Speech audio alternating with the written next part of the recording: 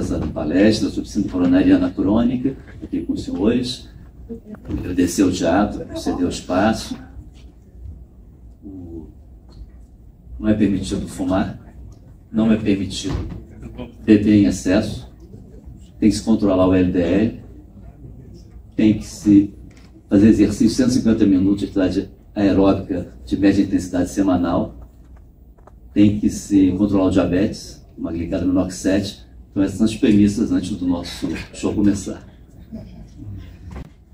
Pessoal, então podemos passar ao próximo, por favor. Eu gostaria de convidá-los a fazer uma apresentação bem interativa, né, para nós podermos aproveitar. Esse registro Eureka foi apresentado no último Congresso Europeu, um registro grande, analisando se nós estamos, se o mundo, né, está tratando adequadamente pacientes com síndrome coronariana crônica. Observe esse gráfico, que à esquerda é o paciente sem doença coronariana.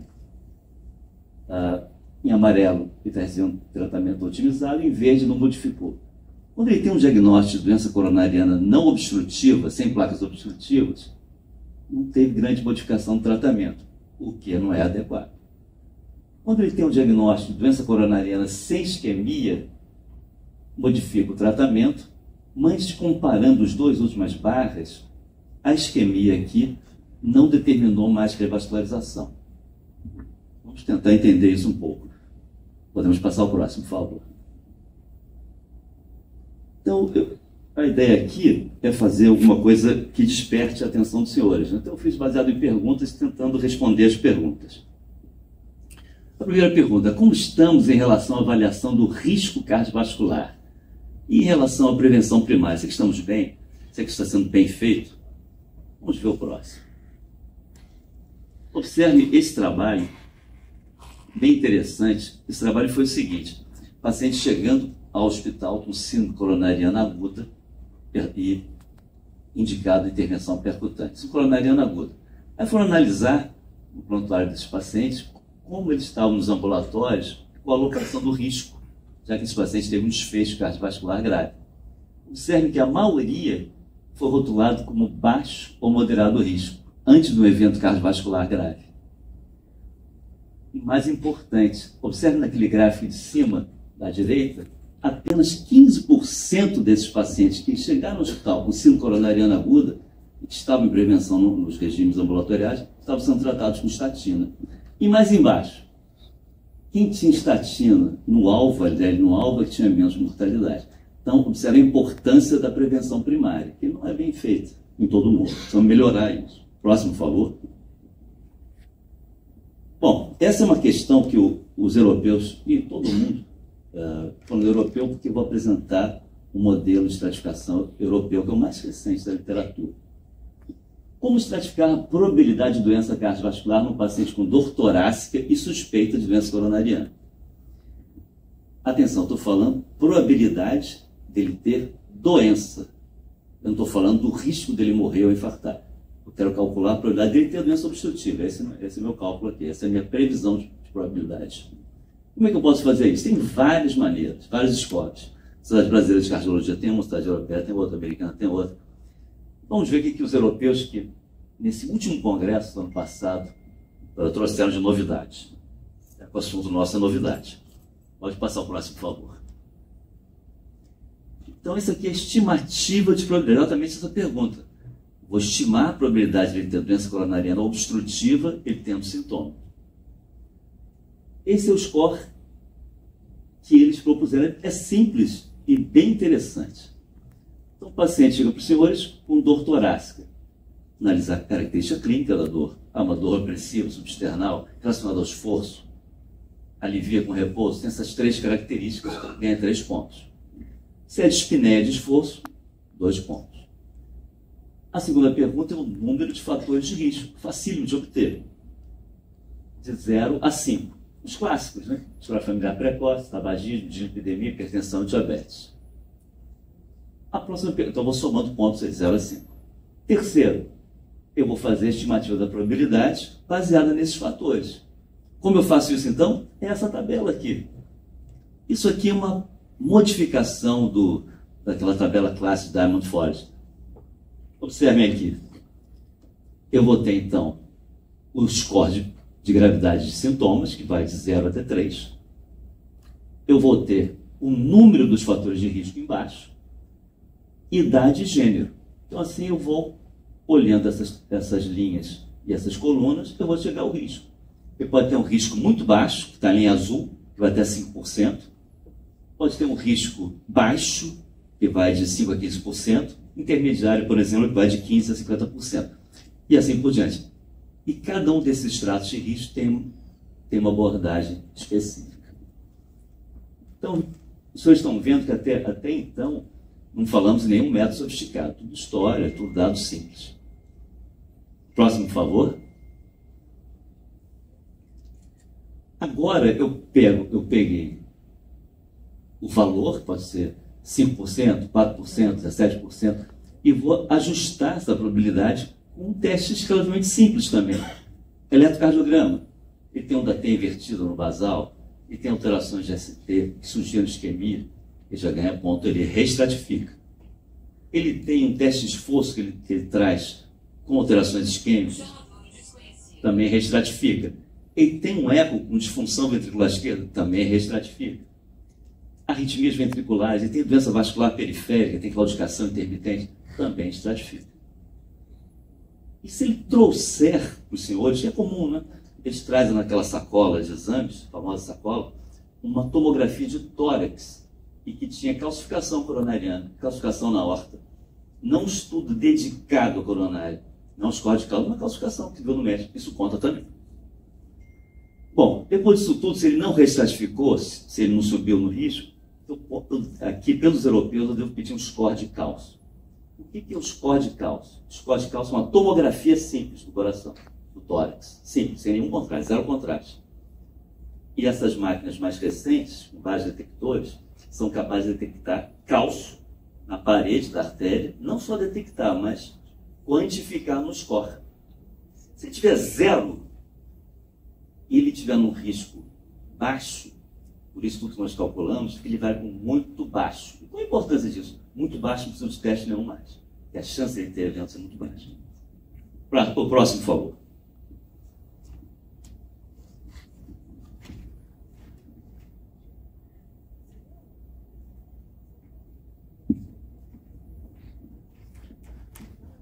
Por enquanto está no monólogo, depois vai ter diálogo também. Então, senhores, aí vem essa outra figura.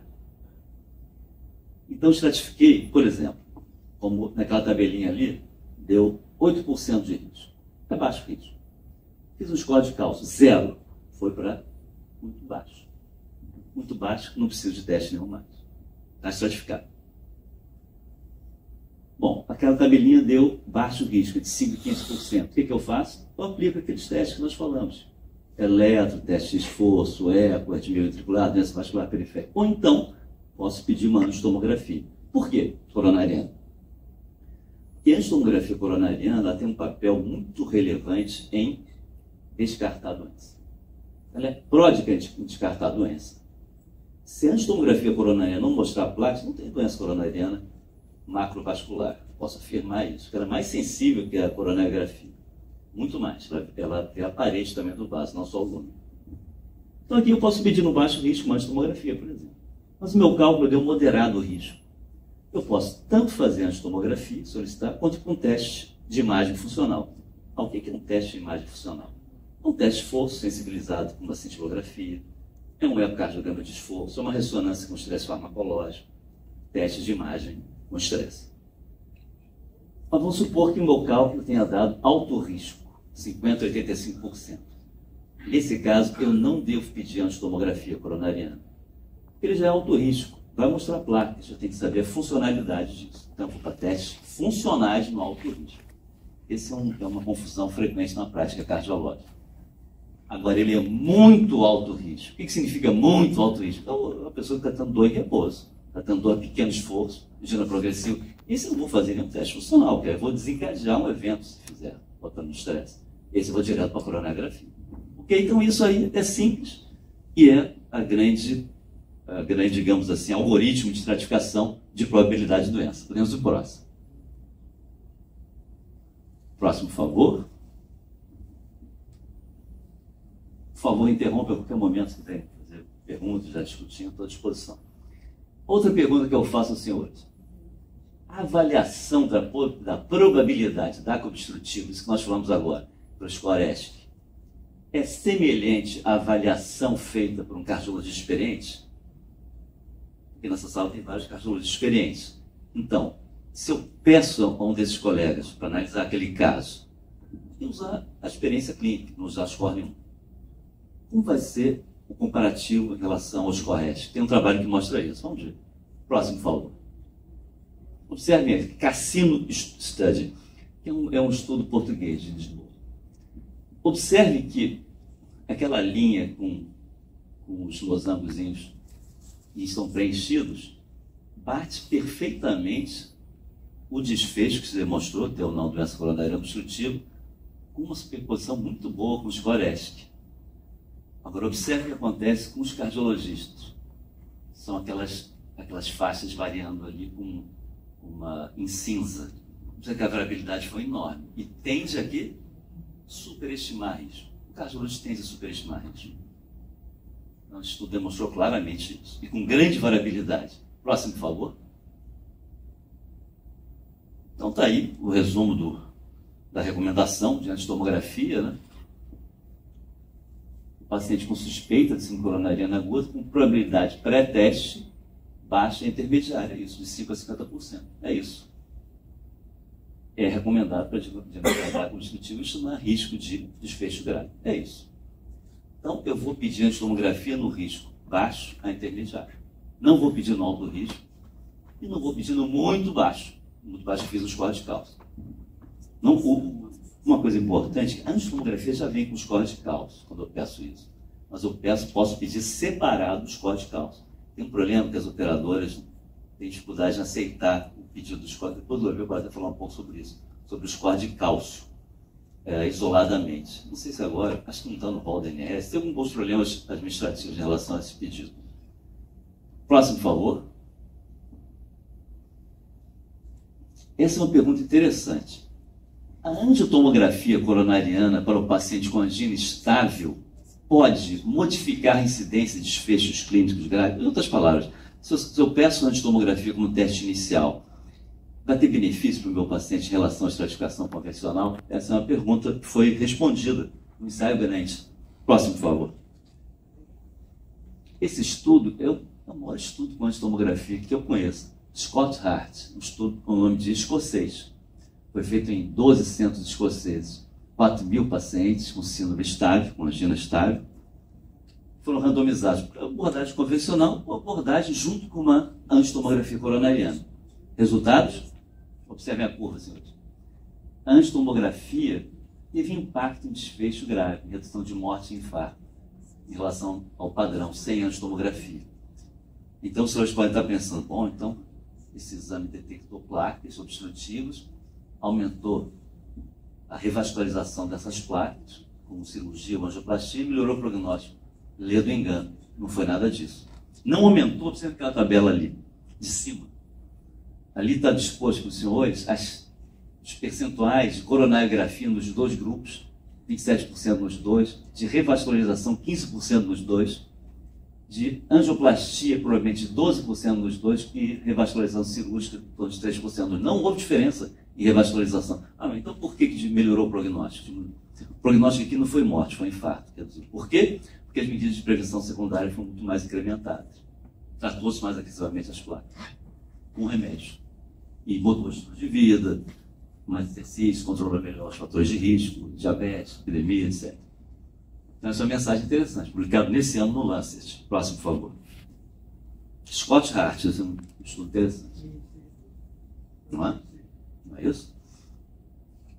O que há de novo no tratamento da hipercolesterolemia? Pode passar o próximo, por favor. Ácido bempedóico, isso é novo. Chegou agora no mercado. Está chegando. Então, quando se usa ácido bempedóico, o que é ácido bempedóico? Ácido bempedóico é um fármaco, é uma substância que age na mesma via metabólica das estatinas, só que numa etapa acima enzimática. Ali o nome da enzima. ACL, adenosina trifosfato citrato liase. É uma enzima hepática da síntese de LDL no fígado. Qual a vantagem grande do ácido bempedoico em relação à estatina? Uma vantagem enorme que não dá sintomas musculares. Uma grande limitação da estatina é sintoma muscular. Tem agenda já? Está saindo no mercado agora, está entrando no mercado, não tinha ainda, está chegando. O Sol de Indústria prometeu para pouco, para esse ano ainda. Então, como é que eu uso isso aqui? Eu vou usar no paciente que eu tenho uma meta de LDL de menor que 50, então geralmente é meta secundária, uma meta agressiva. Isso que diminui o desfecho. Então eu dou estatina, o paciente tem mialgia. O Sr. Oswaldo, às vezes, é crítico da estatina. É raro dar miosite, mas a mialgia é comum. Então ele está com mialgia incapacitante. O que eu faço? Eu paro ali na dose em que ele não tem mialgia e acrescento ezetimibe, mas às vezes não é suficiente. Eu acrescento no terceiro fármaco, que é o bempedoico. Ou então ele não tem mialgia nenhuma, mas não chega ao meta. Então acrescento 3 drogas. O clássico, a dose plena de estatina de alta potência, ezetimibe e não conhece o bempedoico. Ah não, posso botar inibidor de PCSK9? Posso, mas pode discutir. Isso também é uma alternativa. Próximo, por favor. Quando utilizar inibidores SGLT2 e os agonistas de GLP-1 nos pacientes com síndrome coronariana crônica? Esses fármacos revolucionaram o tratamento farmacológico, assim, bem recentemente, né? O agonista de GLP-1 está aí, tá na mídia, né? No Globo, todo mundo quer tomar, um pouquinho de sobrepeso já quer tomar esse agonista de GLP-1. Vamos ver um pouquinho o que tem na síndrome coronariana crônica. Próximo, por favor.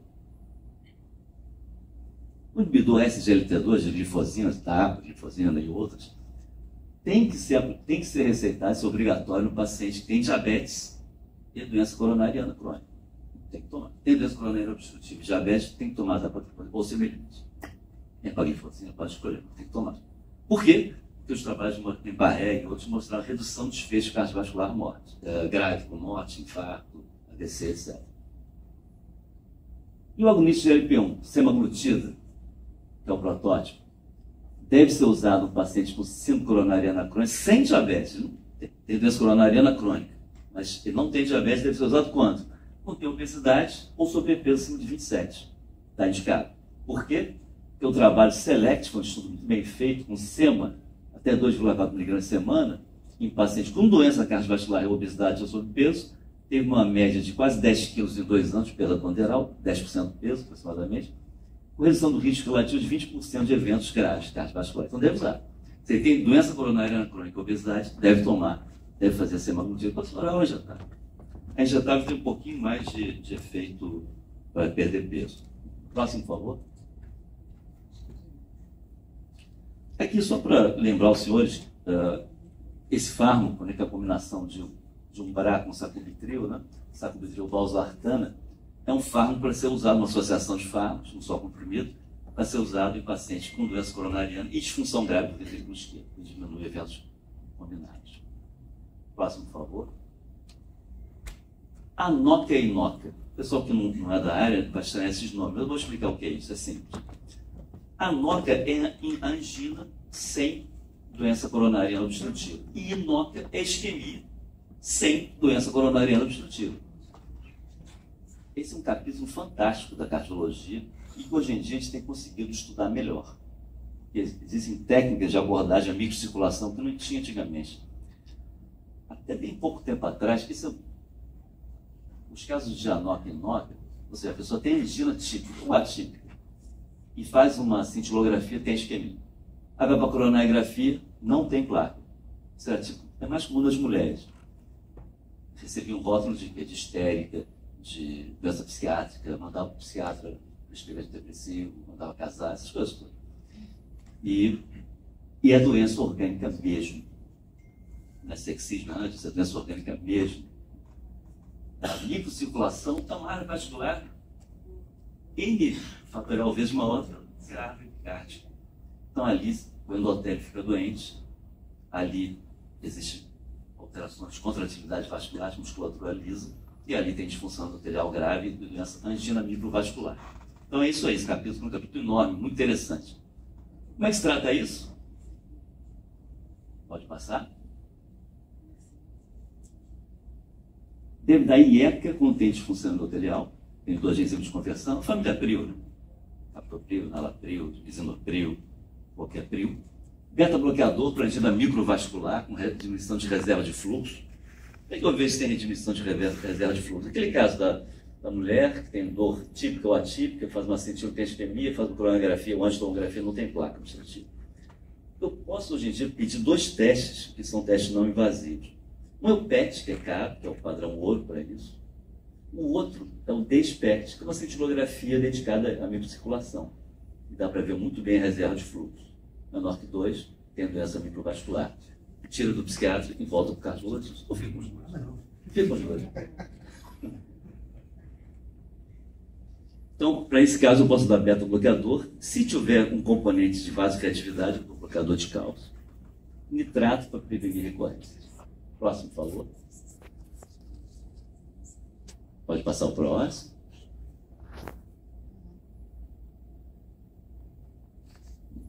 Paciente tem angina de peito. Como eu trato esse paciente do ponto de vista farmacológico? Essa é uma das perguntas dessa exposição. Vamos lá. Fazer um resuminho. Você pode passar? Podemos passar. O tratamento farmacológico de angina de esforço tem que conter beta-bloqueador. Esse é o primeiro remédio. Não deu beta-bloqueador, começou mal. Tem que ter beta-bloqueador. Por quê? Porque é de esforço. É de consumo. Aumenta a frequência, aumenta a pressão com esforço, aumenta o produto, aumenta o consumo, tem uma placa obstrutiva, tem dor. Muita coisa da beta-bloqueador. Raramente ele tem uma contraindicação absoluta ao beta-bloqueador. Se for ver os trabalhos, digamos assim, a prevalência de prescrição de beta-bloqueador do cardiologista versus não cardiologista é muito maior. O não cardiologista às vezes tem medo de beta-bloqueador. Isso vai provocar asma, vai provocar, porque ele tem DPLC, ele fuma. Raramente o DPLC tem uma contraindicação beta-bloqueador. O asmático muito grave, tomando corticóide, às vezes tem limitação. Aí tem umas placas nas pernas, ele pode ter claudicação intermitente sobre a beta. Raro, pode acontecer, de uma doença muito grave, com dor em repouso, eu não vou dar. Então são exceções. Tem um PR de 0,24, um BV de 50, eu não posso dar. Mas de modo geral, o beta-bloqueador é muito bem recebido, muito aceitado do ponto de vista biológico. Então, beta-bloqueador. E eu vou dar beta, fazer o tratamento de prevenção, prevenção de eventos, que é aspirina e estatina, e vou orientar com nitrato de ação rápida sublingual. Essa é a base inicial. Essa é a base. Funcionou, tá bom. Não funcionou, o segundo remédio, de modo geral, é um bloqueador de cálcio. Dito piridina. Não posso associar beta-bloqueador com verapamil, com diltiazem, botar amlodipina, felodipina, qualquer uma de ação longa. Então, não controlou, beta-bloqueador, bloqueador de cálcio, nitrato de ação rápida, orientação SOS, junto com tratamento de prognóstico. Não controlou ainda, eu ainda posso botar nitrato de ação longa. Ou então botar um fármaco depois que... agora não cabe mais, que a frequência está baixa, a pressão está baixa. Eu posso botar um fármaco que não haja em hemodinâmica, nem pressão, nem frequência. Haja no consumo. Vou falar um pouquinho disso aí. Ranolazina é um fármaco que tem 2A, indicado mais, os europeus indicam muito, os americanos também, que é um fármaco pouco usado na nossa prática, mas que é interessante. Ele tem uma ação em membrana, ele é um blocador de corrente de sódio. Tem no Brasil, Riscard. A dose é 500 miligramas, um comprimido de 12 em 12 ou 2 comprimidos de 12 em 12. Próximo, por favor. Atenção, ivabradina. Ivabradina é um remédio que se usava para angina também. Saiu, porque aumenta a incidência de infarto. Só se usa ivabradina em pacientes com disfunção do pé. Eu posso usar também trimetazidina, que no Brasil é muito popular, em substituição ao nicorandil. Também é aceitável, 2B pelos europeus. Próximo, por favor. No paciente que tem histórias de infarto prévio, né? Com fração de ejeção preservada, eu devo manter o beta-bloqueador a longo prazo? Essa é uma pergunta importante. Então, ele tem angina, mas ele teve um infarto há anos atrás. Está no seu consultório, está com beta-bloqueador. Muitos acreditam que deva tirar o beta-bloqueador, porque ele queixa de cansaço, que fica sendo atribuído ao beta-bloqueador e tal. Eu tenho a dizer o seguinte, que a indicação absoluta de manter o beta a vida toda é se ele tem história de infarto e depressão de fração de ejeção. Ele tem que tomar o resto da vida. Aí não tem jeito. ou se ele está com sintoma. Tem um estudo, uma italiana publicou agora, ano passado, vamos ver, por favor, próximo, por favor, tentando responder essa pergunta. O ABIS Trial. Se interrompe ou mantém um beta-bloqueador no paciente sem disfunção do ventrículo, sem ciência cardíaca, pós-infarto cardíaco, lá com a média de 3 anos pós-infarto. Chega com 3 anos pós-infarto, o que é que as diretrizes falam? Deve manter 3 anos. Devo continuar ou devo suspender? Fração de ejeção preservada, sem angina até.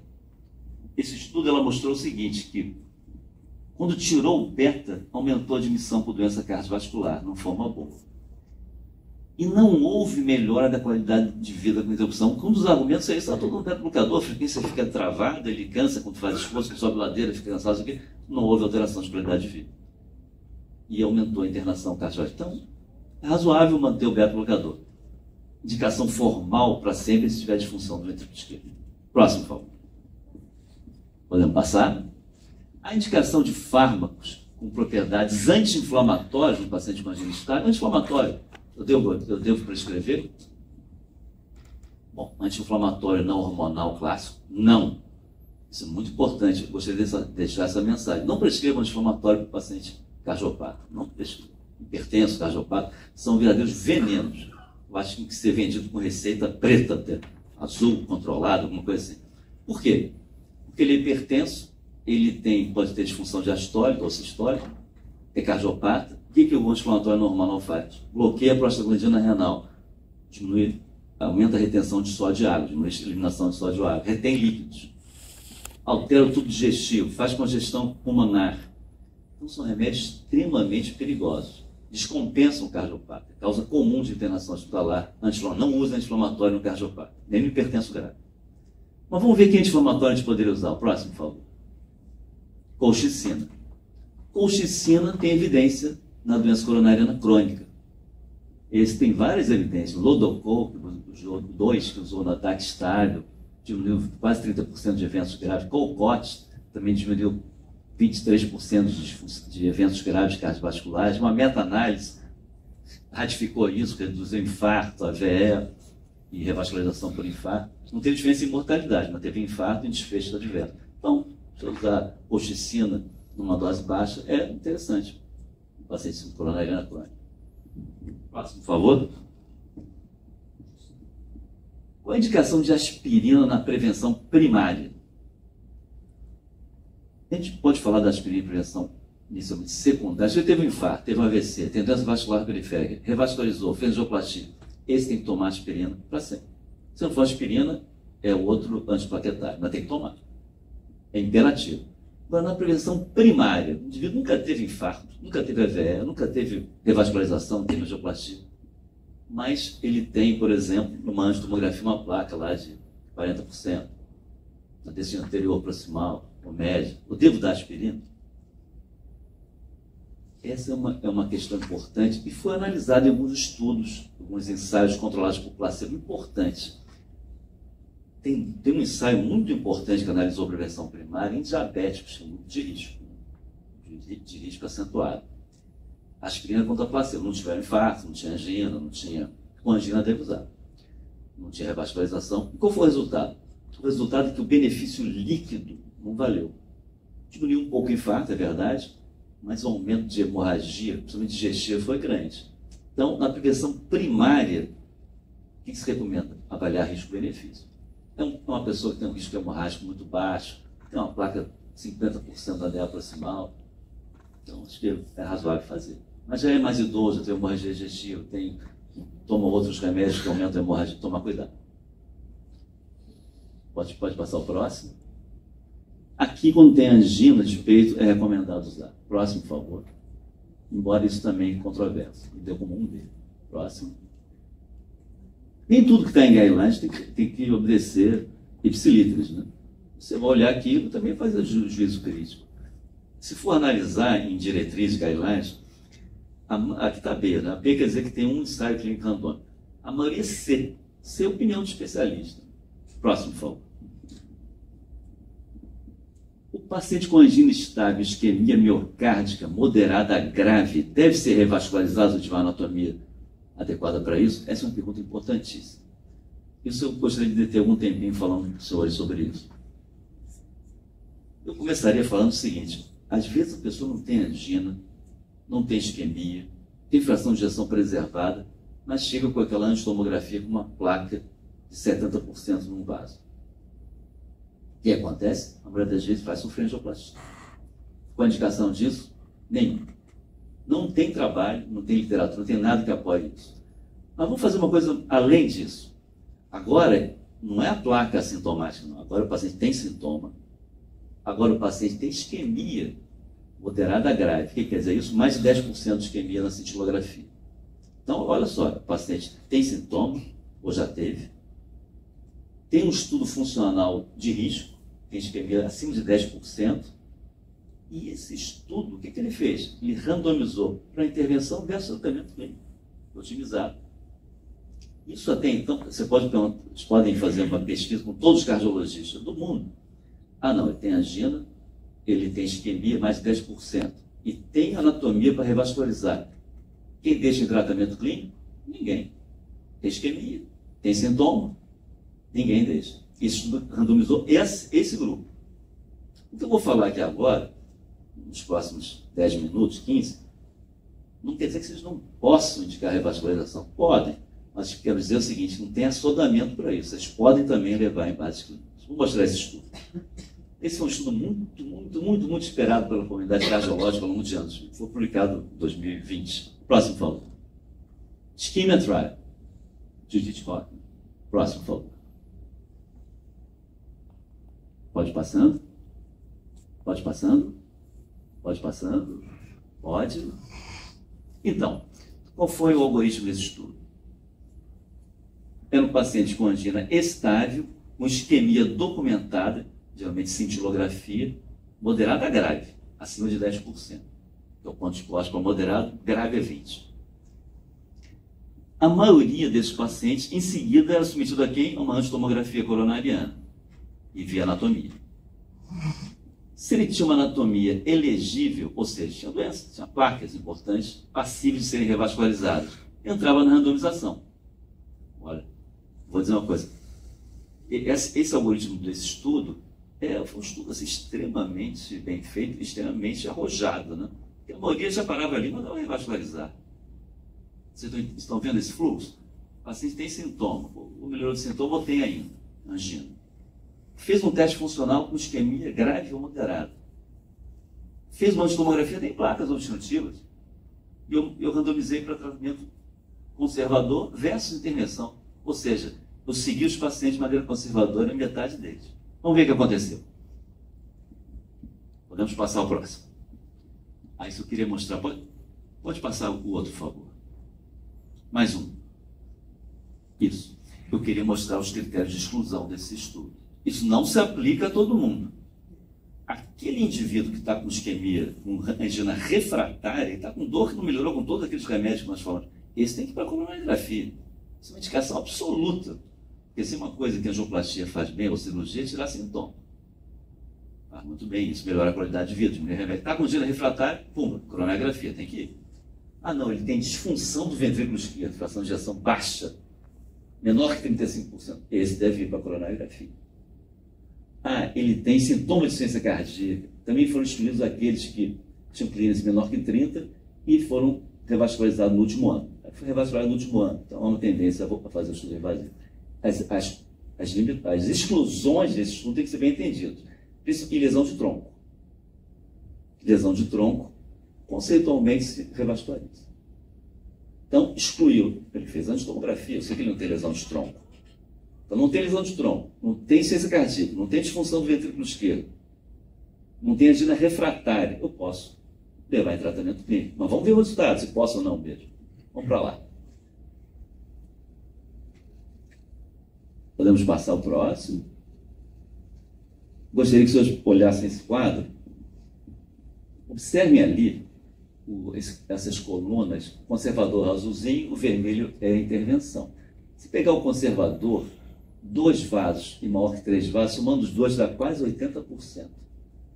Então, aquele dogma cardiológico que o biotrivascular tem que ser revascularizado, cai por terra.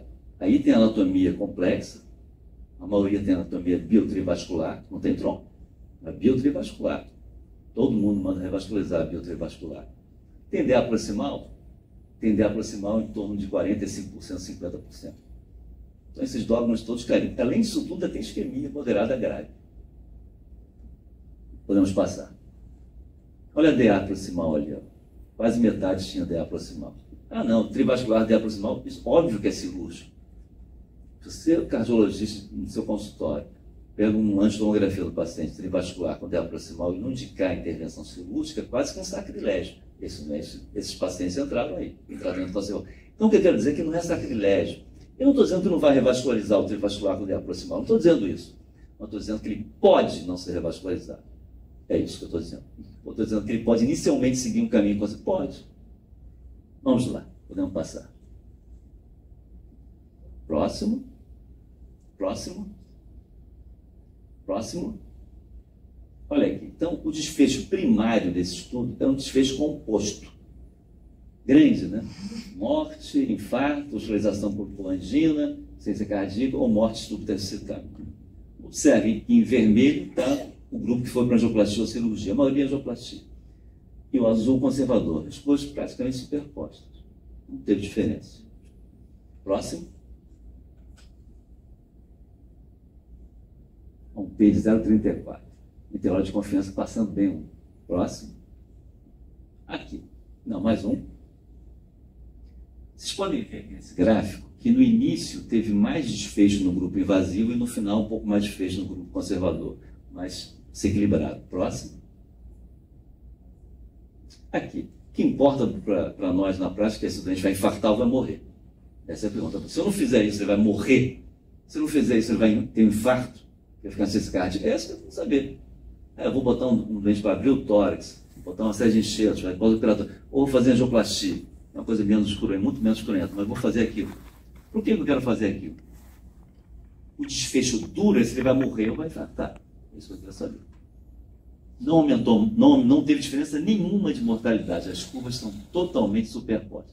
Infarto não teve diferença estatística também. Observem que no iniciozinho, o vermelhinho estava um pouquinho acima, teve mais infarto em relação ao procedimento, e depois o vermelhinho mais embaixo, teve um pouquinho mais infarto espontâneo. Então você pode pensar assim, não, vou mandar revascularizar o trivascular, com DA proximal, porque pode, ao longo do tempo, ter menos infarto espontâneo. Verdade, isso é verdade. É um pensamento. Eu tenho que saber que o infarto total é igual e a mortalidade é igual. Próximo, por favor.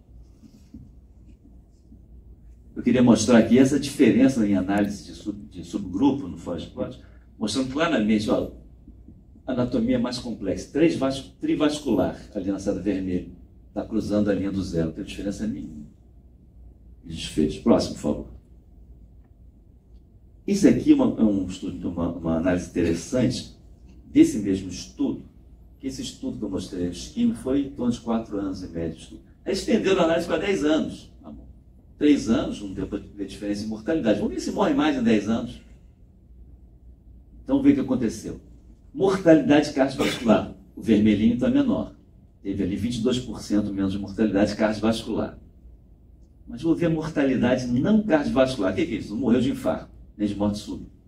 Mas teve outras causas de morte. Aumentou 44% a morte nos pacientes que foram para intervenção. Não sabiam por quê. Foi radiação, não foi, ninguém sabe. Mas morreu muito mais. Não cardiovascular. Então, a morte total foi igual. O que importa é que ele morreu ou não morreu. Não, ele não morreu, o cara não morreu. Morreu de qualquer maneira. Então, a mortalidade total igual. Então, essa mensagem, em 10 anos a mortalidade foi igual. Próximo. Próximo. Próximo. Mais um. Mais um.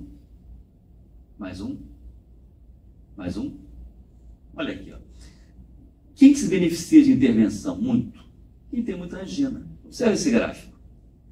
Aqui embaixo, nas abscissas, está a intensidade da angina, esse questionário aqui. Quanto maior o número, menor a angina. Então, o indivíduo que tem angina diária ou semanal, ele tem uma redução importante quando ele vai para a intervenção. E não tem diferença quando ele não tinha pouca angina prévia. Então, se eu pego um paciente que não tem angina, não tem disfunção do ventrículo, não tem lesão de tronco, vou pensar de mandar revascularizar. Acabou? 5 minutos eu termino. 5 minutos são suficientes. Próximo, por favor. Próximo. Tem uma perdazinha de um gapzinho nas passagens. Mas, somando tudo vai dar uns minutos. Mas tudo bem, vamos lá. Aqui, o pessoal de medição gráfica fica muito aborrecido com essa subanálise de Reynolds do esquema, mostrando que, não comparando estratégia de tratamento, quem morre mais? Quem morre mais, independente de tratar invasivo ou não invasivo, é o pessoal que tinha anatomia mais complexa, trivascular, e que tinha isquemia mais ou menos, não influenciou a mortalidade. Próximo, por favor. Então, a tomografia é mais fortalecida disso. No diabético, com doença multivascular, e se eu indico intervenção, qual a melhor estratégia? Percutânea ou cirúrgica? O professor Valdir ganhou essa estratégia. Vamos lá. Esse é o grande estudo que respondeu essa questão. O Freedom, no diabético trivascular, se indicar revascularização, deve ser cirúrgica. Tem uma sobrevida melhor. Anatomia complexa, diabético, trivascular, se for indicar revascularização, é cirúrgico. É preferencialmente, não é que seja cirúrgico, preferencialmente. Próximo, por favor.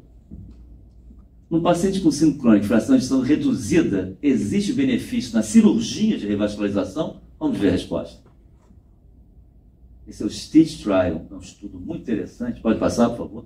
Temos 5 minutos de perda nas passagens. Os Stitches, que analisou exatamente essa pergunta. O paciente tem insuficiência cardíaca, tem cardiopatia isquêmica, disfunção do VEA grave. Então ele tem anatomia cirúrgica. Ou também a anatomia passiva de angioplastia, trivascular. Mas, nesse caso, ele só estudou tratamento médico versus cirurgia. O tratamento cirúrgico teve menor mortalidade do que o tratamento médico na insuficiência cardíaca, o paciente com disfunção grave do VEA. Então, se tiver disfunção do ventrículo esquerdo, devo estudar as coronárias. É um motivo forte. Por quê? Porque tem impacto de mortalidade revascularizar cirúrgico. Apenas um instantinho. Essa curva aqui separa lá pelos 7 anos, 6, 7 anos. Eu tenho que saber se esse paciente que eu estou olhando vai viver 7, 8 anos antes da curva separar. É um velhinho velhinho não, mas um homem de 90 anos. Vou esperar 8, 9, 10 anos para separar a curva? Não vou. Então, toma cuidado em indicar. Tem que digitalizar sempre. Eu tenho que ver se ele vai sobreviver o suficiente para ter o benefício. O benefício é no longo prazo, não é imediato. Ele morre mais no início. A cirurgia mata mais. Mas se ele sobrevive, ele tem um desfecho melhor, se tiver insuficiência cardíaca. Próximo. A mesma coisa, ele tem cardiopatia isquêmica, insuficiência cardíaca. Angioplastia melhora o prognóstico dele? Angioplastia só leva a bomba nos estudos. Vamos próximo, por favor. Pode passar? Então, aqui é um paciente com cardiopatia isquêmica, anatomia complexa, mas passivo de internação percutânea, trivascular grave e com fração de ejeção baixa, insuficiência cardíaca. Eu botei para. O que a gente faz no dia a dia? Não, esse paciente é muito grave, não vou mandar para toracotomia, para cirurgia cardíaca, para circulação extracorpórea, vou fazer angioplastia, muito menos cruento. O que acontece? Não teve impacto nenhum de sobrevida. Nenhum. Então, entendeu a situação? O paciente tem disfunção grave e tem coronariano obstrutivo. Foi para a angioplastia. Deu impacto. Esse é o estudo Revived, estudo grande, randômico. Claro que o grupo controle, tanto do angioplástico quanto do outro, estava em tratamento pleno para esses 4 pilares. Próximo, por favor. Estamos terminando. Lesão de tronco. Lesão de tronco deve ser revascularizada. Tudo que eu falei até agora não se aplica para lesão de tronco. Lesão de tronco tem que tratar. Isso vem lá dos anos 70, dos 80. O estudo mostrou que é melhor que o tratamento clínico. Não teve nenhum outro estudo randomizando pacientes com lesão de tronco, tratamento clínico versus tratamento de interno. Ninguém fez isso mais. Tem uma série de estudos de lesão de tronco comparando angioplastia com cirurgia. Vários. A mensagem é a seguinte: a lesão de tronco amigável para angioplastia, um paciente de risco cirúrgico mais alto, a angioplastia é uma boa, excelente alternativa. Amigável o que é? Está fora da bifurcação, mais proximal, mais próximo do ósseo. É uma lesão complexa, tem tronco, tem trivascular, anatomia complexa, quase oclusão crônica, bifurcação, tudo que é ruim para angioplastia, aí é melhor a cirurgia. Essa é a mensagem. Próximo. Revascularização em casos complexos. Tem que se avaliar sempre individualizar o doente. Às vezes a anatomia dele é cirúrgica. Tronco, trivascular, diabetes. O pessoal olha o paciente e não consegue nem levantar da cadeira. Se puser na mesa, ele vai morrer. Então, a anatomia pode ser cirúrgica, mas o paciente não é cirúrgico. Não vou fazer intervenção cirúrgica. Esse é o bom senso, né? Tem um DPOC gravíssimo, uma aorta em porcelana, tem essência renal, pós-operatório é um desastre. Então, isso tem que ser avaliado no pré-operatório. Cirurgia é muito boa quando bem indicada, mas o paciente tem que ser, não só anatomia, mas ele tem que ser um paciente que possa sobreviver a uma cirurgia, possa suportar tudo aquilo. E é claro que as técnicas avançaram muito, as cirurgias hoje em dia, a extubação é precoce, 6 horas está estubado, no dia seguinte já está sentado, quando bem indicado, corre tudo muito bem. Então, olhar o risco do paciente, olhar a anatomia, olhar se ele é diabético ou não, fração de ejeção preservada ou não. Então, individualizar. O grupo tem que se reunir o cirurgião, o cardiologista, o intervencionista, para discutir o caso. Acho que esse é o último. Próximo. Acho que esse é o último. Senhorita não é um estudo de angina estável, mas eu trouxe que é interessante. É sobre idoso. Esses são estudos de pacientes com infarto sem síndrome coronariana instável. E chega ao hospital e vai para... Um grupo foi para a intervenção, outro grupo para o tratamento conservador. Idoso. Todos idosos. Definido com acima de 75. Não teve benefício revascularizar nem agudamente o idoso. Angioplastia nos ensaios não é bem simples. Igualzinho, morte, IAM, tudo igual. IAM tem uma pequenininha diferença. Mas não teve relevância estatística. Próximo. Senhorita. Conclusões. Essa doença é uma doença biológica, eu diria, e que o cerne da coisa é tratar fator de risco, diabetes, hipertensão, dilipidemia, controle tirar o tabagismo, etilismo moderado, exercício, reabilitação, medicação adequada, tudo isso. Vacina, ó, tem que vacinar. Porque uma das causas mais prevalentes de compensação é influenza, essencial respiratório, pneumonia, é a causa prevalente. Tem que vacinar. Qualidade do sono, atenção, hein? O sujeito acorda cansado, o sujeito está dormindo, sentou, parou, dorme, ronca, peça uma polissonografia. Aqui estão as metas todas. Utilizar terapias com impacto prognóstico, que são os antitrombóticos, aspirina, antiplaquetários, quando tem fibrilação arterial anticoagulante, redutora de lipídios, aí tem que ser agressivo, manter um LDL menor que 50. Inibidores do sistema renina-angiotensina, colchicina, agentes metabólicos, etc. Tratamento da angina, tronco, você vai revascularizar, trivascular com DA proximal, com ou sem disfunção do vértice, vai discutir risco-benefício. Discutir risco-benefício. Muitas vezes tem grande benefício. Eu não estou fazendo aqui, eu não estou dizendo que a gente não deva revascularizar, não é essa a minha mensagem, não. Deve revascularizar. Mas deve avaliar sempre quem é esse paciente, se ele tem condições e quais são os benefícios. Muitas vezes tem grande benefício. Mas eu vou dizer sem medo de errar. Existe uma quantidade imensa de intervenções que não deveriam ser feitas. Imensa, imensa. Discutir opções terapêuticas, preferência do paciente, complicações de procedimentos, fármacos, custos, comorbidade, fragilidade e idade. É isso. Obrigado.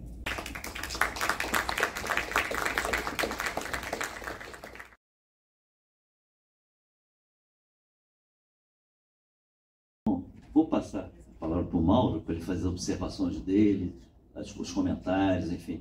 E também, naturalmente, todos os colegas, os confrades, todos estão aqui. Por favor, participe, faça suas perguntas. Mauro, por favor. Boa tarde a todos. Queria primeiro agradecer à presidente, a doutora Samanta, há 2 semanas atrás, pelo convite.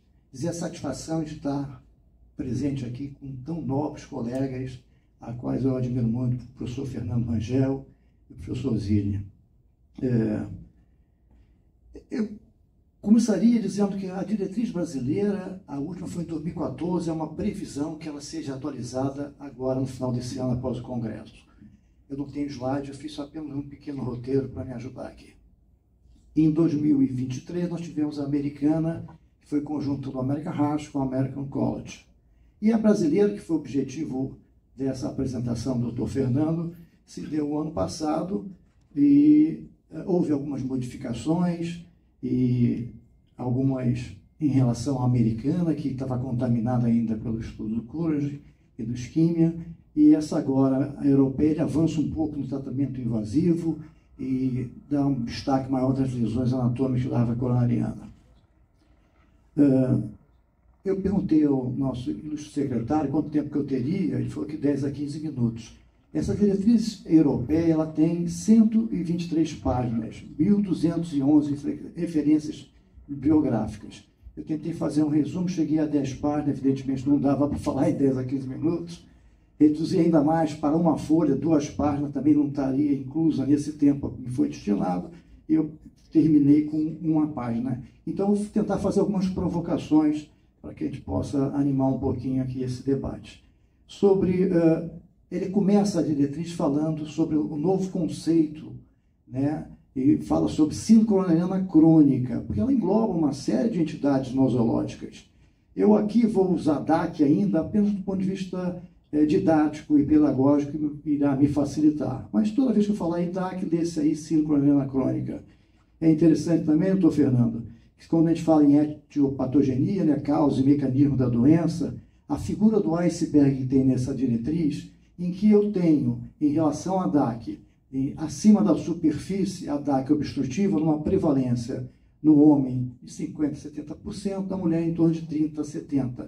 Quando eu vou tentar enxergar abaixo da superfície, a DAC não obstrutiva, já muito bem falado aqui na apresentação do Dr. Fernando, da INOCA e da ANOCA, eu vou ter essa inversão de prevalência, eu vou ter 50% a 70% na mulher e 30% a 50% no homem. Talvez isso explique em parte o porquê das manifestações bem distintas, às vezes, atípicas da mulher em relação à angina, em relação ao homem.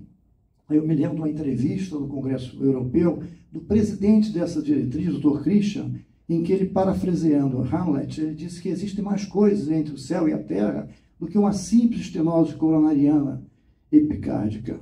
Bom, em relação ao Scott Hart II, eu não vou falar, que já foi falado aqui pelo Dr. Fernando, na verdade é em prevenção primária, em que vai fazer um rastreio em relação à angina, em relação ao angiotensina. Ela foi bem discutida aqui isso hoje. Por que a justificativa desse novo modelo que é apresentado nessa diretriz?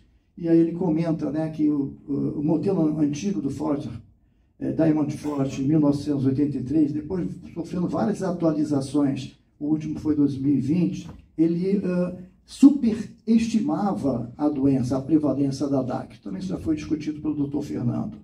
Então, a justificativa para um novo modelo prenderia a esse fato. A gente está, na verdade, hiperestimando quando a gente analisa esses modelos em termos de prevalência da DAC. Agora, a pergunta e a primeira provocação é: será que a população brasileira se assemelha muito com a população europeia? Ou a gente poderia pensar, entender um pouco a população asiática? A gente vê que tem alguns detalhes. Por exemplo, a gente usa um anticoagulante, a gente sabe que a dosagem tem que ser em menor quantidade, a gente sabe, por exemplo, que o LPA pequeno na população asiática é menor. Então, eu acho que está mais do que na hora a gente tentar fazer um score brasileiro, né, um banco de dados. O último que foi feito foi mascarado um pouco com a pandemia.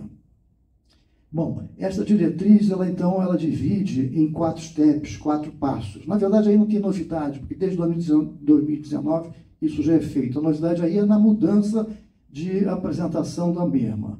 E ela faz a fim de organizar de forma sistemática o diagnóstico e tratamento da síndrome coronariana crônica. O primeiro passo seria a avaliação clínica. Então, eu vou colher história, exame físico, para eu poder ter os dados para me lançar no meu novo modelo que vai vir no passo a seguir. Eu só chamaria atenção e destacaria o diagnóstico diferencial da dor torácica nessa fase, afastar a DAC aguda, que é importante, e a dispneia como equivalente anginoso. Como o Dr. Fernando já explicou sobre a tabela, eu tenho aquela tabela de 1 ponto em relação à dor, né, a localização, se melhora, se piora, posso levar então até 3 pontos, ou a dispneia, que leva 2 pontos, aquele indivíduo que tem falta de ar ao exercício, ele deixa de ter a dispneia. O segundo passo, então, seria construir o modelo, que é ponderado pelos 5 fatores de risco, aqui já citados pelo Dr. Fernando também. E eu vou estimar aqui a probabilidade pré-teste da DAC obstrutiva.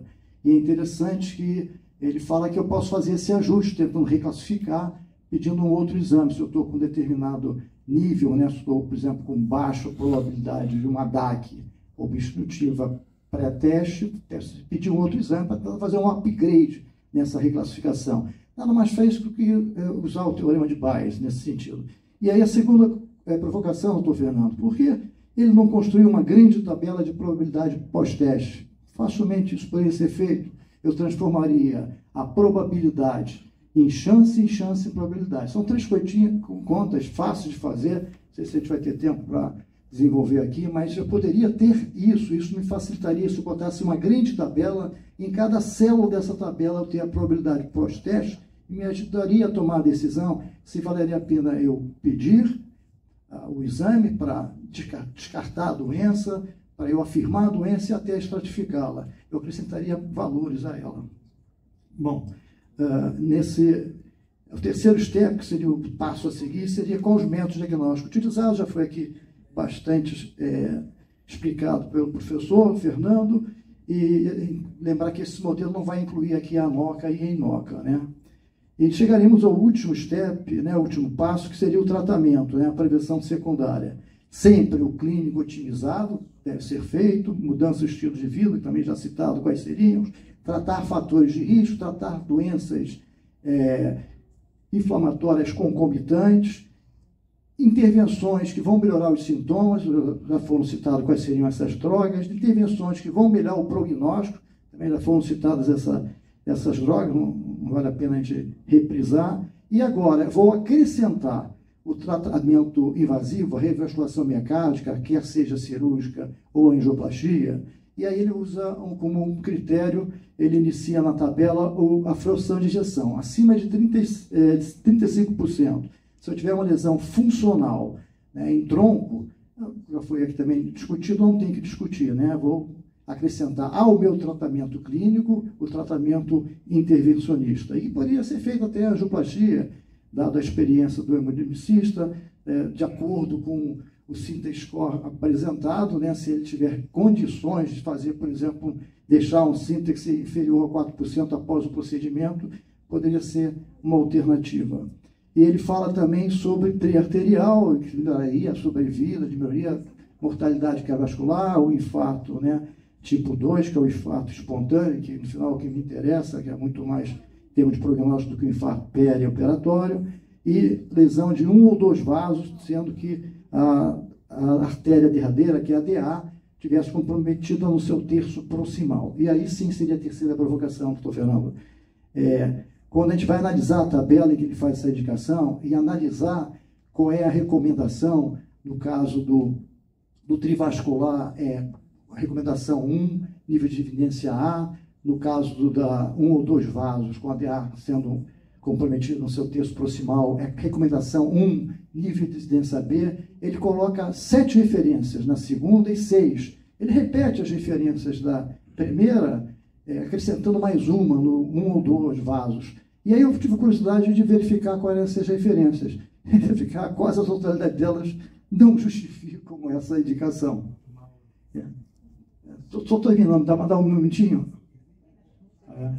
Ok, então, terminando só de agradecer aqui, e que o tratamento medicamentoso já foi citado, da ataque não obstrutiva, baseado nos testes funcionais, né? O uso de acetilcolina, o uso de adenosina, que vai me encaminhar para o tratamento, também já foi discutido aqui pelo professor Fernando. Obrigado.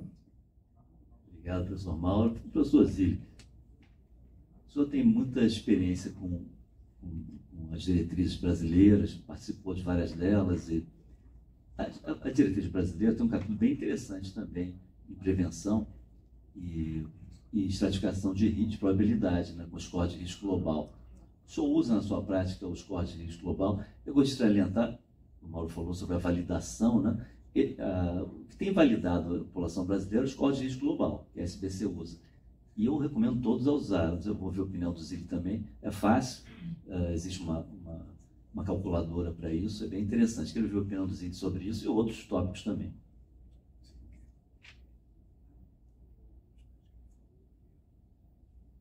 Se tiver tempo de volta. Bom dia a todos. Em primeiro lugar, eu queria agradecer a comissão pela honra que me fizeram, me convidando para esse simpósio. Os colegas são ilustres. E depois que o Fernando deu essa aula, aliás, essa palestra sobre esse tema, eu acho uma das coisas mais complexas da cardiologia brasileira. Porque, vocês observaram agora as colocações do Mauro, existem tantas nuances, tanta discussão, e no mundo que nós vivemos, no real life que nós vivemos hoje, a resposta de pronto para você é sim, Fernando. Sim, eu. Mas não tem um dia que eu não me frustre quando eu vejo chegar no consultório um paciente que o colega não usou. E, na realidade, eu até entendo isso. Hoje eu estou procurando entender. Hoje a gente vai ficando mais velho, a gente vai ficando mais plácido, né, nas nossas considerações. Eu me lembro até hoje daquele esquema do Mobic, né? A doença coronariana é um contínuo. O paciente que você enquadra hoje como paciente com angina estável, possivelmente será o paciente que você vai enquadrar amanhã como angina instável. Eu me lembro, quando você estava falando, que Celso é belíssima aula, parabéns mais uma vez, Fernando. Eu me lembro de um paciente, eu tenho um paciente que eu acompanho esse paciente há 36 anos. Esse camarada já passou por todos os estágios, ele está vivo, graças a Deus. Não, nem a custa do médico, a custa dele. Ele já passou por todos os estágios que você possa imaginar. Ele já teve angina estável umas 3 vezes, voltou para angina estável não sei quantas vezes. E agora ele está estabilizado. Ele agora tem uma dor que ele sente quando ele faz um determinado esforço, que eu já procurei fazer, inclusive, a reserva de fluxo dele, e está lá, ele tem uma alteração, mas que não dá para mexer. Então, eu acho que tudo isso foi falado, a dificuldade que a gente tem de colocar todas essas estratificações, Paulo, na frente do nosso paciente no momento da nossa consulta. Eu estou esperando, eu espero estar vivo ainda para poder usufruir um pouco da inteligência artificial. Porque eu pretendo que ela resolva, preencha as minhas lacunas que cada vez são maiores. Porque eu não tenho condições reais, hoje, no meu consultório, de estratificar da maneira que você acabou de colocar todos os meus pacientes. Aí o que vai? Naquela velha história, né? Todo mundo que está aqui conhece, naquela velha história que eu tinha um professor de clínica, que dizia assim, olha, o paciente tem cheiro e tem gosto. Se a gente não souber detectar isso, não adianta de estratificar nada que a gente vai errar.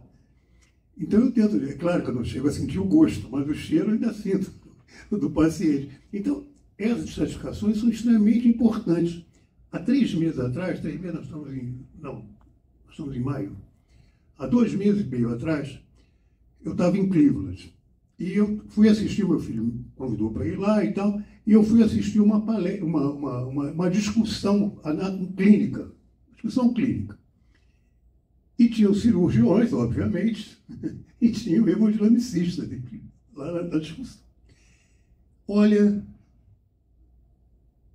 a discussão durou quase 2 horas, em cima dos pontos que nós estamos colocando aqui. E a cada discussão que alguém defendia um ponto ou atacava o outro, aparecia uma tabela, uma projeção. Mas tabela americana, não é uma tabelinha, é uma tabela americana. E quando você estava tentando entender ou enxergar a tabela, a discussão já estava aí na frente.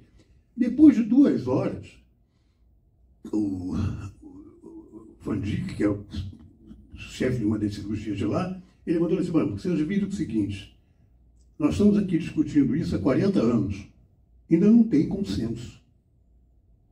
Porque é isso, você muitas vezes você toma uma decisão do paciente, uma decisão estratificada, e daqui a uma semana você revê a decisão estratificada que você tomou. Então você diz, puxa vida, eu errei. Aí você sempre se defende, né? O momento da arte, o meu momento da arte foi aquele. Mas a arte já andou e você já ficou fora dela. Então é muito complexo. E hoje, para piorar tudo isso, nós estamos com 380 escolas de medicina. Vocês imaginam o que está vindo, o que vem por aí. É uma coisa de maluco. Aí você pega uma aula dessas que o Fernando deu, colocando as coisas que... Isso aí é fruto, não é fruto só do que ele, obviamente, do que ele estudou, porque é um negócio, você saber estratificar, eu acho que é uma obrigação que cada um de nós tem. Está lá, a gente vai lá e procura.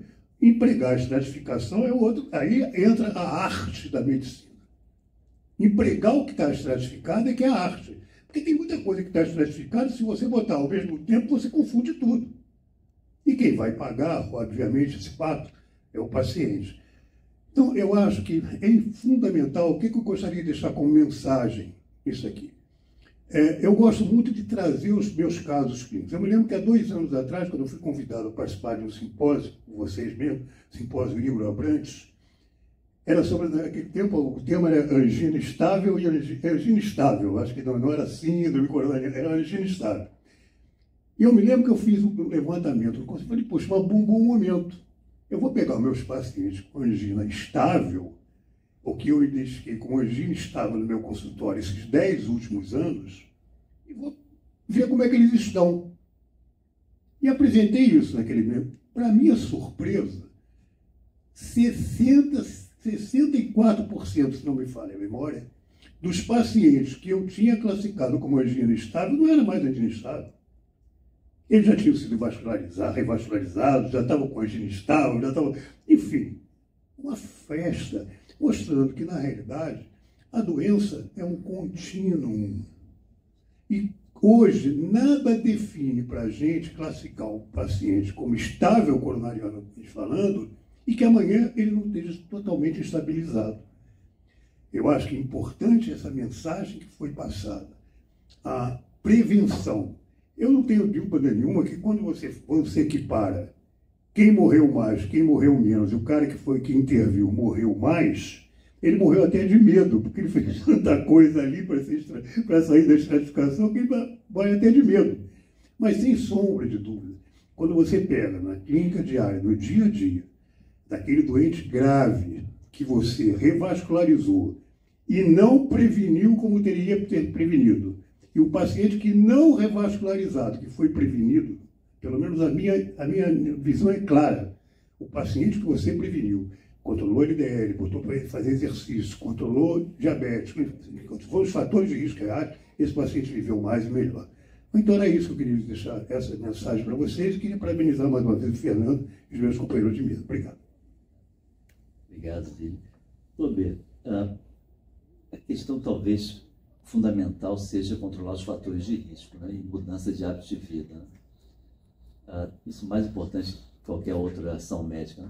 Tem um estudo epidemiológico publicado pela doutora Glaucia, lá da FRJ, que ela mostrou que o principal fator de risco aqui no Brasil, associado à doença cardiovascular, era a hipertensão. Depois veio a obesidade. Você, como um grande gestor na área de saúde, que conhece profundamente o assunto,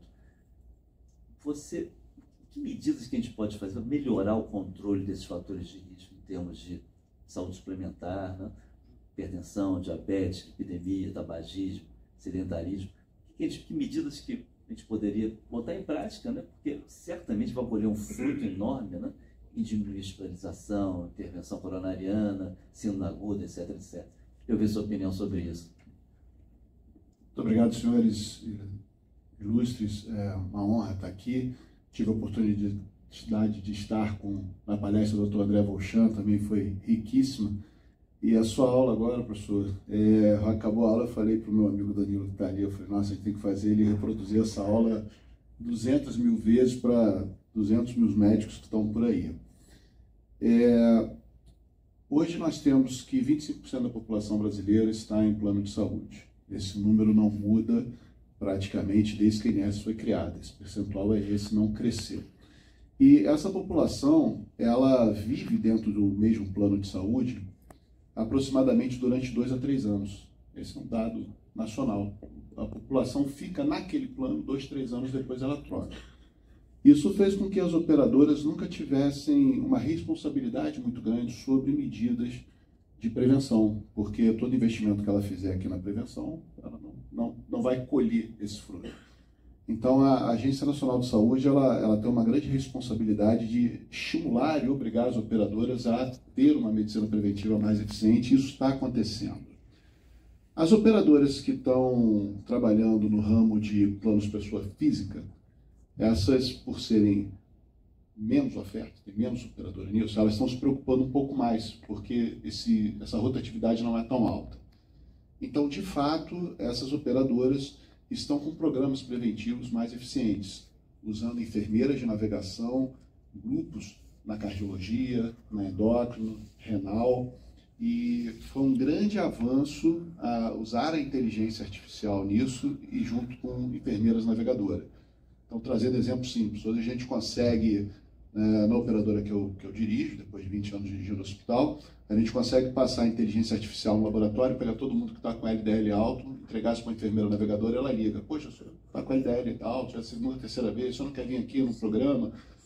Então, hoje, a inteligência artificial, junto com grupos de navegadores, eu acho que é a maior ação que a gente está tendo, porque está tendo uma ação ativa naquele público. Sua hemoglobina glicada está alta, continua alta, não quer vir aqui? Tem um nutricionista, tem um psicólogo, então os avanços tecnológicos estão nos ajudando. Eu queria usar um último minutinho aqui para, puxa sua aula, quando o senhor mostra aquele estudo, senhorita, que mostra que não há mudança da mortalidade no idoso, e hoje, a operadora que eu represento, nós estamos credenciados em 31 hospitais. E é impressionante que aquele paciente ali, quase todos os hospitais que a gente está, o médico quer fazer a intervenção, não tendo nenhuma mudança da mortalidade. E aí o paciente vai ficar mais tempo internado e submetido a procedimentos. Então, acho que há um grande esforço que a gente tem que fazer para trazer a prática médica baseada em evidência para a beira-leito. Se já é difícil essa decisão no consultório, como os ilustres professores aqui colocaram, né? Na beira-leito, então, que a gente não pode ser covarde, aproveitar aquele momento que o paciente está sensível e sair fazendo tudo. Então, eu acho que temos um grande exercício aí de trazer essa prática médica baseada em evidência, com dados tão ricos, para a beira-leito, para pelo menos calma aí, vamos deixar essa decisão mais lá para frente, porque aqui, pelo menos para o idoso, só a saber, né, essas operadoras, a minha e de colegas semelhantes que estão com esse foco do paciente idoso, a média de idade dos pacientes da carteira é de 72 anos. A dos pacientes internados, 78. Aí eu fico imaginando, uma média de carteira de 78 pacientes internados, a gente está angioplastando e revascularizando todo mundo que não tem evidência para isso. Obrigado, professor. Foi um prazer estar aqui. Agora é difícil você levar isso lá para a beira-leito. Se alguém obrigado, Roberto. Queria saber se alguém gostaria de fazer perguntas. Jorge Bic.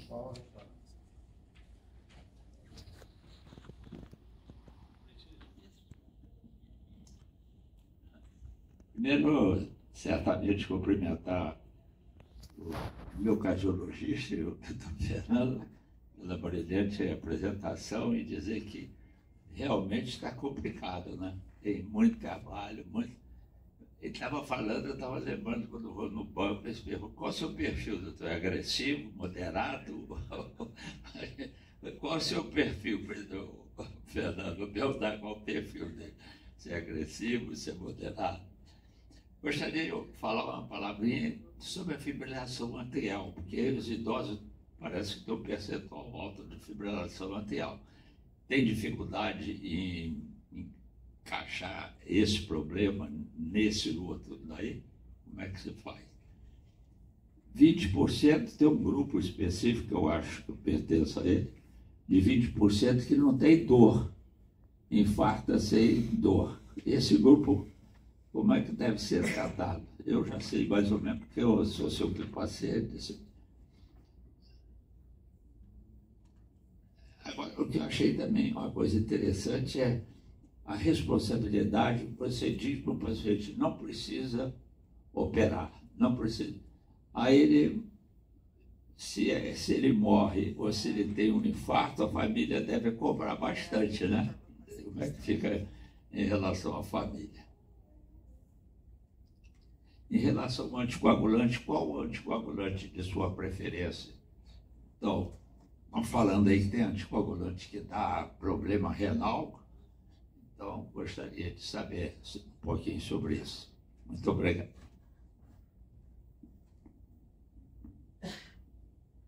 Professor, posso responder, depois posso passar para o pessoal da mesa também. Vou começar sobre essa colocação que o senhor fez, que eu acho muito importante, né? Sobre a pressão familiar. Eu vou dizer que na minha prática médica, eu vejo também na prática dos colegas, existe uma pressão imensa para abrir o que está fechado e para fechar o que está aberto, em cardiologia. Então, se a pessoa tem um furano oval, eles querem fechar. Se tem uma placa obstrutiva, eu quero abrir. Isso é a pressão fantástica, enorme, tremenda. E numa consulta, se você avalia, o paciente tem lesão obstrutiva, você faz uma avaliação de risco, você faz uma avaliação clínica, você acha que o tratamento farmacológico deve ser o inicialmente feito. Sim, é uma pressão imensa sobre você. Então, isso não pode ser uma consulta de 10 minutos, você tem que fazer uma consulta longa, explicar riscos e benefícios de cada uma dessas decisões. Quando mostra aquelas curvas lá, nos 2 braços tem infarto, nos 2 braços tem morte. Então, no conservador tem morte, tem infarto também. Então, tem que saber lidar com isso também. Mas tem que compartilhar esses riscos também com a família. Não quer dizer que, se fizer a revascularização, que vai reduzir o risco. Existe risco nas 2 coisas. Tem situações que revascularizando diminui o risco. Claramente, lesão de tronco, o trivascular com TEA proximal, há uma tendência de um infarto espontâneo, mas não mortalidade. Principalmente quando tem disfunção do ventrículo esquerdo. É um modelo clássico de indicar a intervenção. Então, a intervenção está aí. O que eu acho que a mensagem que eu gostaria de deixar em relação a revascularizar, tanto percutâneo quanto cirúrgico, é que deve ser feita uma individualização disso, levando em consideração o quê? Quem está ali, aquele paciente, quais são as condições clínicas, quais são os fatores de risco, qual é a funcionalidade, quais são as aspirações dele, o que ele pensa disso tudo. Muito mais fácil. Eu vou dizer para o senhor, é muito, muito mais fácil. Não, pode angioplastar. Até porque ele vai chegar, se ele ficar em dúvida, ele vai chegar ali do lado e o outro vai falar, que isso? Tem uma lesão obstrutiva aqui, não mandou abrir. Isso é uma irresponsável, isso é uma maluquice. Então, o peso nos ombros é muito maior de quem não indica, quem contraindica, do que quem indica. Indicar é fácil. Contraindicar é que é um peso mesmo. Mas é o nosso trabalho. Eu tenho vários pacientes assim, que chegaram na primeira consulta assintomáticos, com veia normal, e que chegam com aquele exame na mão, uma placa obstrutiva. Eu não indico intervenção para nenhum deles. Não indico mesmo. E explico tudo isso. É claro que se for um trivascular com TEA proximal, você vai analisar com calma, porque isso pode ter alguma vantagem se for jovem de um infarto espontâneo. Mas uma placa, por exemplo, isolada, medicina obstrutiva, univascular, sem sintoma veia normal, eu não indico intervenção. Tenho vários, mas vários, o bivascular, terço médio, tem todo. Não indico. E acompanho vários ao longo dos anos. E, graças a Deus, todos bem. Mas, aquilo que o senhor falou, por exemplo, eu sou um médico, um cardiologista agressivo, conservador, intermediário. Sou agressivo no controle dos riscos, muito agressivo. O LDL vai ter que baixar, os antiplaquetários vai ter que tomar, o controle da hipertensão, o controle da dislipidemia, exercício, põe para reabilitar. Então, uma série de medidas tem que fazer. Não adianta nada também se não fizer nada disso, ou se achar que vai revascularizar e também não fazer nada disso, vai adiantar alguma coisa, não vai adiantar muito, a doença vai para o inferno, vai continuar o seu caminho, a sua evolução. Então, a responsabilidade nossa é imensa, eu concordo com o senhor, é imensa, enorme, nossa responsabilidade. O dizer não é difícil, é muito difícil. E a pressão da mídia, dos colegas, da cardiologia, é imensa em revascularizar, imensa, imensa. Não é uma tarefa fácil, não. Outra, anticoagulante. Tem um capítulo muito importante que, pelo tempo eu não abordei, que faz parte disso aí também, de síndrome coronariana crônica, que é o paciente com fibrilação atrial e com doença coronariana associada. Que, por exemplo, teve um infarto, fez uma angioplastia primária. Qual é o esquema que ele vai fazer? Ele vai tomar esquema triplo por quanto tempo? O triplo é aspirina, o tianopiridina, que tem que tomar porque botou um stent, e o anticoagulante, 3. Eu vou falar assim, muito assim, lato senso, o esquema triplo, que é a aspirina, a clopidogrel, o anticoagulante, porque o segundo antiagregante tem que ser clopidogrel com anticoagulante. E o anticoagulante deve ser DOAC também. Aí pode ser a pixabana, pode ser a doxabana, pode ser até a rivaroxabana, que é barata, e tem genérico. Mas o esquema triplo vai ser uma semana ou quanto durar a internação. Já sai com o esquema duplo, que sangra menos, a eficácia é igual. Ele vai sair depois de infarto, por exemplo, com fibrilação atrial, ele vai sair com DOAC e clopidogrel, por exemplo. E vai ficar com isso, se ele não tiver um risco hemorrágico muito alto, vai ficar 1 ano. 1 ano depois, ele vai ficar só com anticoagulante, tirar qualquer antiplaquetário. Se ele tiver um risco hemorrágico muito alto, a gente pode encurtar essa terapia dupla para 3 a 6 meses. Assim, lato senso seria isso. Vocês querem complementar alguma coisa? Alguém mais gostaria de fazer uma colocação, por favor?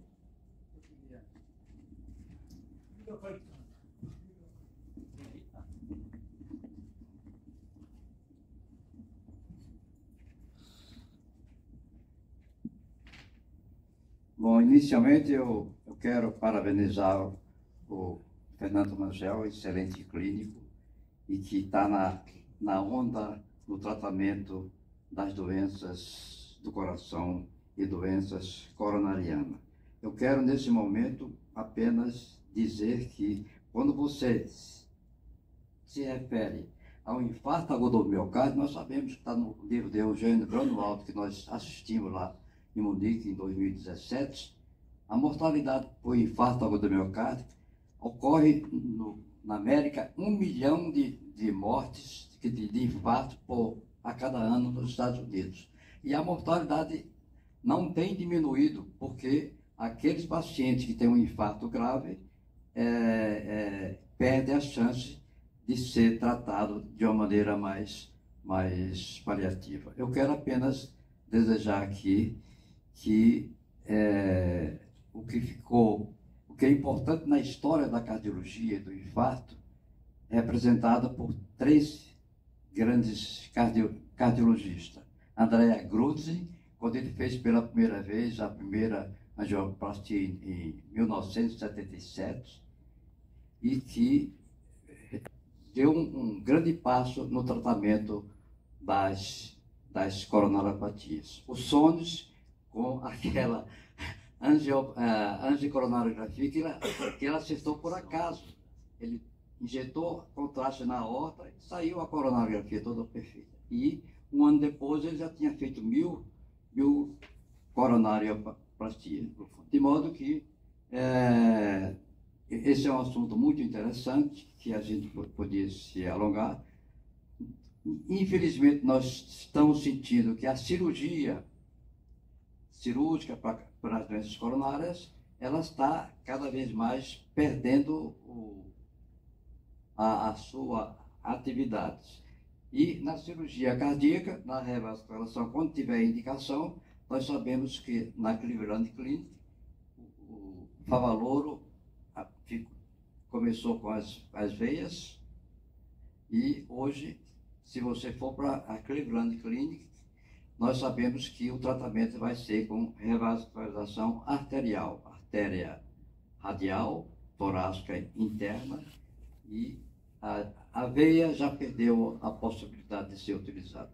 De modo que eu quero parabenizar mais uma vez, porque a doença, o infarto agudo do miocárdio, nós sabemos que foi o primeiro infarto que ocorreu em 1912, e na autópsia não se encontrou lesão das coronárias. Então, ainda existem mistérios nessas doenças coronarianas. Eu quero parabenizar mais uma vez o Fernando por... Obrigado, professor. Vou passar a palavra ao doutor Oswaldo, ao professor Oswaldo, depois ao professor Zílio. Depois acaba. Só um comentário sobre a fala do senhor. O cirurgião cardíaco ainda tem muito espaço em coronária. Diminuiu sim o número absoluto de cirurgias, diminuiu muito. A angioplastia pegou muito as intervenções. No entanto, para o cirurgião cardíaco, a revascularização é para anatomia mais complexa, né? Aquela DA isolada, proximal, raramente hoje em dia chega ao cirurgião. Ele vai tratar o tronco com um trivascular complexo, né? E com disfunção do ventrículo esquerdo. São cirurgias mais complexas, mas que ele tem um valor inestimável, sobretudo quando tem disfunção do ventrículo esquerdo. Então, esse é um problema muito importante. Rapidamente, vou fazer um comentário que eu acho que é relevante. Tem um estudo recente chamado Prevent Trial, que mostrou o seguinte, que nós, cardiologistas, somos bons em identificar isquemia, placas obstrutivas, que são fibrateromas obstrutivos, provocam angina e isquemia. Mas não somos bons em identificar a placa que vai provocar infarto e morte súbita. Então, esse estudo foi um estudo com antitomografia, tentando identificar a placa vulnerável, a chamada vulnerável, que é aquela que rompe, que não é obstrutiva essa placa. A placa tem um lago lipídico mais desenvolvido, uma capa fibrosa fina. Essa que rompe e que mata a pessoa e leva ao infarto. Esse estudo preconizou angioplastar essas placas. É um estudo piloto. Então, só para dizer que Uma pergunta que é um desafio. Eu tenho ouvido, e cada vez com mais frequência, algumas queixas de cirurgiões cardiovasculares em relação ao excesso de stents colocados previamente. E o que eu ouço, e eu ouvi agora lá em Cleveland de novo, não foi por um não, por alguns, e eu ouvi até essa questão por um hemodinamicista. que muitas vezes o excesso de estente colocado inviabiliza uma boa cirurgia cardíaca futura de revascularização. Então, isso aí é claro que não existe, pelo menos eu não conheço nenhum trabalho que estratifique isso, e nem eles lá me mostraram. Mas eu gostaria de colocar até isso como um desafio para os nossos cirurgiões. O que eles acham dessa colocação? Obrigado. Professor Oswaldo, o microfone está ali, por favor. Eu serei muito breve para não passar de 1 minuto. Primeiro, elogiar uma apresentação belíssima. Eu acho que a medicina interna deu um passeio maravilhoso com o Fernando, que é um colega que faz. Quando a gente bota a mão na massa, beira-leito, é diferente. Então, foi uma exposição brilhante. E beira-leito, vem uma pergunta muito interessante do link entre a neurologia, a cardiologia, a psiquiatria, e certamente o Alexandre deve estar se perguntando, e aí, com tanto beta-bloqueador, como a população está ficando idosa, como é que fica a questão da depressão? Porque o beta-bloqueador acaba precipitando um quadro depressivo e uma piora nesse segmento do paciente. Tanto é que em neurologia nós usávamos muito o tremor, etc. Hoje em dia, a gente quase que não se prescreve mais o uso do beta-bloqueador. Essa é a pergunta. E parabéns, Fernando, que também é o meu cardiologista. Você vê que essa escolha está quase unânime aqui, né? Obrigado. Obrigado, professor Oswaldo. Eu responderia assim: o beta-bloqueador tem limitações, sim. Pode alterar vários sistemas e tal. Mas ele é um remédio muito seguro, sabe? Muito seguro, de baixíssima toxicidade e que pode ser usado no longo prazo. Ele tem um certo viés de que essas depressões associadas ao beta-bloqueador podem ter outros aspectos envolvidos, muitas vezes, né? Então, eu acho que o beta-bloqueador é seguro, eficaz, barato. É um remédio que tem um perfil de segurança muito bom. Eu acho que o beta-bloqueador tem um lugar muito destaque. É claro que existem situações que a gente tem que substituir, tirar. Se o pessoal da psiquiatria quiser comentar alguma coisa, fiquem à vontade. Por favor. Em relação à saúde mental, ela também é um capítulo dentro da medicação. É um aspecto importante. E como qualquer fármaco, né, existem efeitos adversos. Se eu não puder usar um beta-bloqueador, eu vou usar um bloqueador do canal de cálcio. Mas se eu puder manter o beta-bloqueador com a doença coronariana, sem dúvida eu vou manter. Um comentário final, alguma outra? Eu achei muito interessante a colocação do professor Oswaldo a respeito de beta-bloqueador. Eu tive recentemente um paciente que estava estratificado para tratamento de doença coronariana e usava, porque eu sou um fã, essa palavra é antiga, né? Eu sou um fã de beta-bloqueador. Eu uso beta-bloqueador desde o propanolol de 80 miligramas, lembra, Fernando? Então, eu adoro beta-bloqueador, mas eu estava com um paciente que, por acaso, desenvolveu depressão. E eu encaminhei esse paciente ao psiquiatra para poder fazer uma avaliação e tal. E a primeira ação que o psiquiatra fez foi suspender o beta-bloqueador. Isso me deu um problemaço, né? Porque esse paciente precisava do beta-bloqueador. E eu disse assim, puxa vida, mas você vai suspender logo o beta-bloqueador? Não dá para a gente negociar outra coisa que você não suspender, não. Agora, detalhe, o paciente estava tomando 8 medicamentos. Então, claro, esquecendo o beta-bloqueador, já dá para deprimir um pouco, né? O cara tomar 8 tipos de medicação por dia. Mas esse negócio é muito interessante, sim. Quer dizer, a primeira coisa que o psiquiatra fez foi suspender o beta-bloqueador. E coincidência ou não, o paciente até melhorou. Frente a isso, eu gostaria de encerrar a sessão, agradecer muito aos debatedores que participaram ativamente, Mauro, Zílio, Lopê, todos os colegas que estão aqui, vieram assistir e participar. Muito obrigado pela audiência, pelas perguntas e até a próxima.